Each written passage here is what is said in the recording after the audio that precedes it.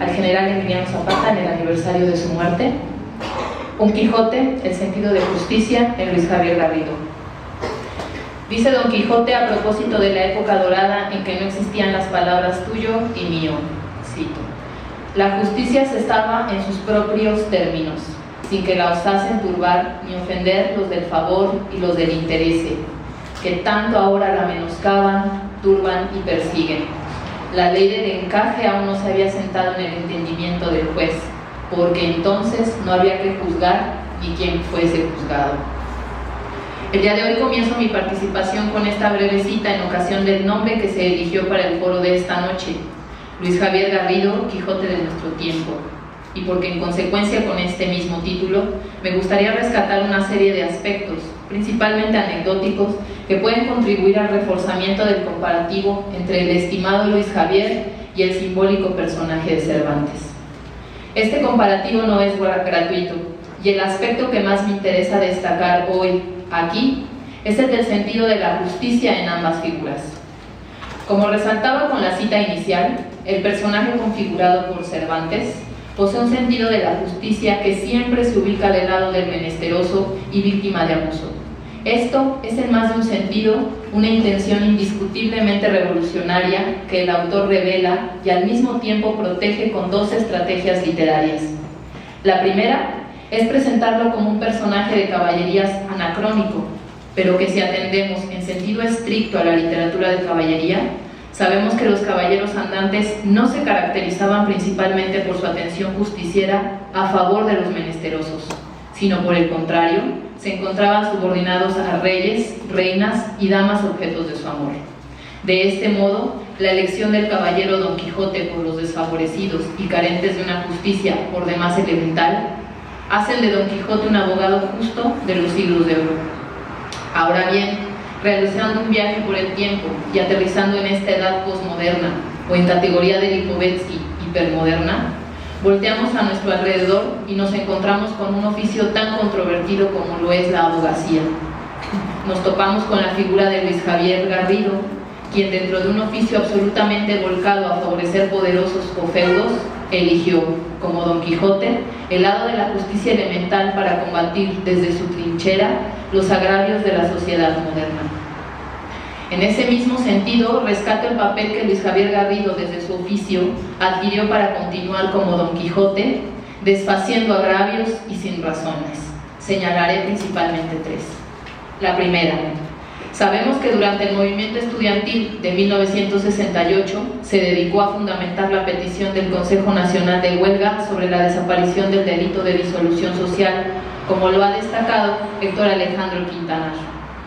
Segundo, también hemos recordado, a través de la pluma de Adolfo Gili, su activa participación en la redacción del documento que en el contexto del Congreso Universitario de 1990, convocado por el CEU y las autoridades universitarias, se presentó con el título de Declaración de Principios de la UNAM.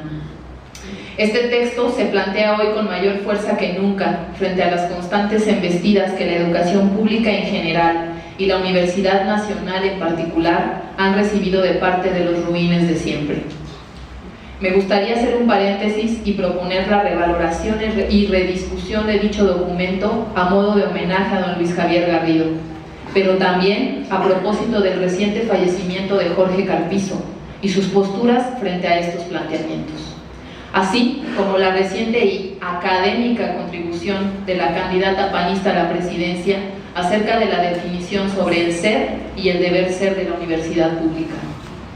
Bueno, una vez cerrado el paréntesis, me refiero al tercer momento en el que el oficio de Luis Javier Garrido resultó fundamental para el desarrollo de dicho movimiento. Tercero, me refiero por supuesto a la huelga estudiantil de 1999-2000, y de la que ahora sí no recurro a la pluma ajena, sino que me gustaría rescatar la experiencia propia. En más de un sentido se puede y debe abordar dicho movimiento estudiantil, pero esa deberá ser tarea y motivo de muchos y diversos foros futuros. Ese movimiento resultó sorprendente e incómodo para muchas conciencias. Sin embargo, la primera sorpresa que ocasionó fue que nadie apostaba por una generación mal denominada X, a la que se atribuía falta de ideología, falta de referentes, y que había nacido, por supuesto, justo después del absurdo, pero contundente y vociferado final de la historia.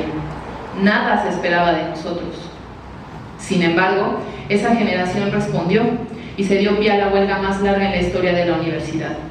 Luis Javier Garrido estuvo ahí, respaldando por supuesto a los estudiantes en paro, una generación de la que todos opinaron y en la que Luis Javier creyó, a la que escuchó y apoyó. Se convirtió por supuesto en una lectura obligada, de ultras y de moderados, un día haciendo desatinar a unos, al otro a los otros, pero siempre escribiendo en consecuencia de los sucesos cotidianos del movimiento. Tal vez por eso no había mucho o nada que reprocharle, puesto que siempre se le veía presente en las plenarias del Consejo General de Huelga, en las comisiones, en los muchos y diversos foros que constantemente se realizaron en todas las escuelas de la UNAM, demostrando, por supuesto, que la universidad estaba más activa que nunca y que tenía académicos a la altura, dispuestos a proponer y discutir posturas.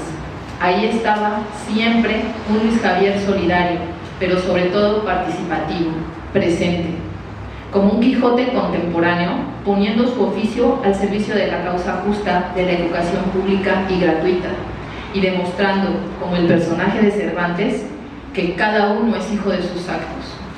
Y así como lo rescata Adolfo Gili en la experiencia del 90, lo recuerdo hoy con profundo respeto durante los diálogos de minería. Cada propuesta se discutía entre los 120 delegados del CGH. Nadie más podía estar presente en esas reuniones dentro del Palacio de Minería, ni siquiera los asesores. Aún con esa restricción, ellos, entre los que se contaba por supuesto a Luis Javier Garrido, se mantenían respetuosos de nuestros modos y reglas, siempre dispuestos a apoyarnos y a asesorarnos cómo y cuando lo solicitáramos. Es uno de los más grandes gestos de humildad y solidaridad que he encontrado en mi vida, no solo de Luis Javier, pero hoy corresponde destacarlo a él. Aún poseo algunas de las tantas tarjetitas que nos pasaba a la mesa o introducía a las juntas con las propuestas de términos jurídicos más apropiados o de redacciones que reforzaran y garantizaran las exigencias del movimiento. Siguiendo con su analogía con Don Quijote, buscaba constantemente la manera más clara de ayudarnos a comprender, principalmente aspectos conceptuales, y reforzaba con ello nuestra capacidad de argumentación frente a la soberbia institucional que entonces, como ahora, se plantaba frente a nosotros.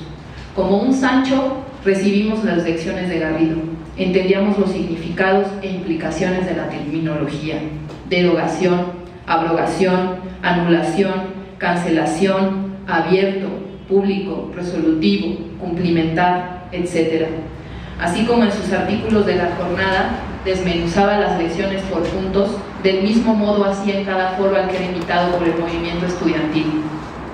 En este largo proceso de lucha surgió también la famosa propuesta de los eméritos, que pretendía ser aceptada de facto, casi por el solo hecho de ser redactada por académicos reconocidos, pero que poco satisfacía las demandas estudiantiles. Sin embargo, emérito mata estudiante, y quienes opinaban sobre el movimiento se inclinaban por aceptarla sin chistar.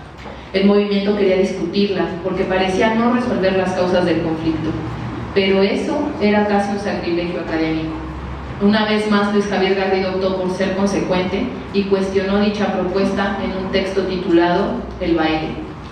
En retrospectiva, se puede hablar al respecto de dicho momento.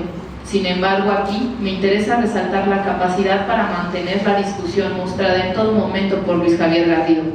Concedía, como Don Quijote en el episodio en el que defiende a un muchacho de los azotes del labrador, el derecho a argumentar y defender un punto de vista. Por otro lado, la segunda estrategia literaria con la que Cervantes revela el pensamiento libertario de Don Quijote es el de la locura. Para la época de Cervantes, solo en la voz de un loco se podía proponer conceptos tan necesarios pero poco valuados como el de la libertad y la justicia. Y fue de este modo como el autor rescató los pensamientos de Don Quijote de la garra de la censura. Para los tiempos de Cervantes, el descalificativo era el de loco. Ahora existe una gran variedad de términos peyorativos con los que se pretende oponer al pensamiento libertario. El estimado Luis Javier, como Don Quijote, no escapó de dichos descalificativos, pero mostró,